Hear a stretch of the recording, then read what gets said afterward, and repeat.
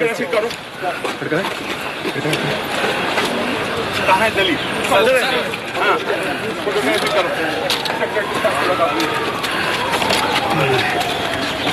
Vice chancellor को अभी notice भेजिए कि have you reported to the police how these banners are there and have you taken any action? Arun Amarnath ചേരുന്നുണ്ട്. അരുൺ, ഈ Sanghi chancellor go back എന്നതടക്കം എഴുതിയ ബാനറുകൾ അത് ഈ ഗവർണർ എത്തുന്നതിന് മുൻപ് തന്നെ SFI ക്യാമ്പസിൽ ഉടനീളം സ്ഥാപിച്ചതാണ്. അതിനൊക്കെ ശേഷം ഇന്ന് അതിനാടകീയമായാണ് ഗവർണർ എത്തി ഇതെല്ലാം നീക്കം ചെയ്യണമെന്നാവശ്യപ്പെട്ടതും. ഇപ്പോൾ നടപടിക്രമങ്ങൾ ഏതുവരെയായി? ബാനറുകൾ നീക്കുന്ന നടപടികളിലേക്കൊക്കെ പോലീസ് ഉദ്യോഗസ്ഥർ കടന്നിട്ടുണ്ടോ?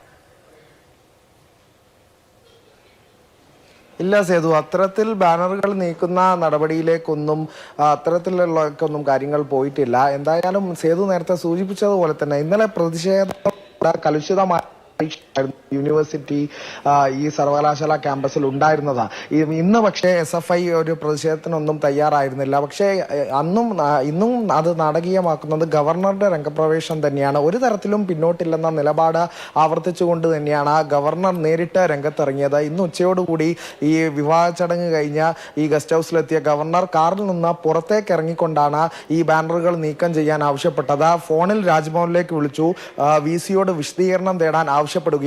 മാധ്യമങ്ങളുടെ മുന്നിൽ വെച്ച് തന്നെയായിരുന്നു ഗവർണറുടെ പ്രതികരണം. രോഷാകുലനായാണ് ഗവർണർ ഗസ്റ്റ് ഹൗസിലേക്ക് തിരികെ മടങ്ങിപ്പോയത്. ഇന്നാണ് ഗവർണറുടെ ശ്രദ്ധയിൽ ഈ ബാനറുകൾ പെട്ടത്. നമ്മുടെ ഫ്രെയിമിൽ കാണുന്ന സംഘി ചാൻസലർ വാപ്പസ് ജാവോ എന്ന് അടങ്ങുന്ന ഈ വാക്യങ്ങൾ ഉൾപ്പെടെ ഫോണിൽ രാജ്ഭവൻ ഓഫീസിലേക്ക് രാജ്ഭവൻ സെക്രട്ടറിയോട് ധരിപ്പിച്ചുകൊണ്ടായിരുന്നു ഗവർണർ ഈ കാര്യം VCയോട് ആവശ്യപ്പെടാൻ വേണ്ടി പറഞ്ഞത്. എന്തായാലും പോലീസിനോട് ഉൾപ്പെടെ ചോദിച്ചു എങ്ങനെയാണ് ഈ ക്യാമ്പസിൽ ഈ ബാനറുകൾ പ്രത്യക്ഷപ്പെട്ടതെന്ന കാര്യം. പോലീസിനോട് ഉൾപ്പെടെ ആരാഞ്ഞുകൊണ്ട് രോഷാകുലനായ മടങ്ങിപ്പോകുന്ന ഗവർണറെയാണ് കണ്ടത്.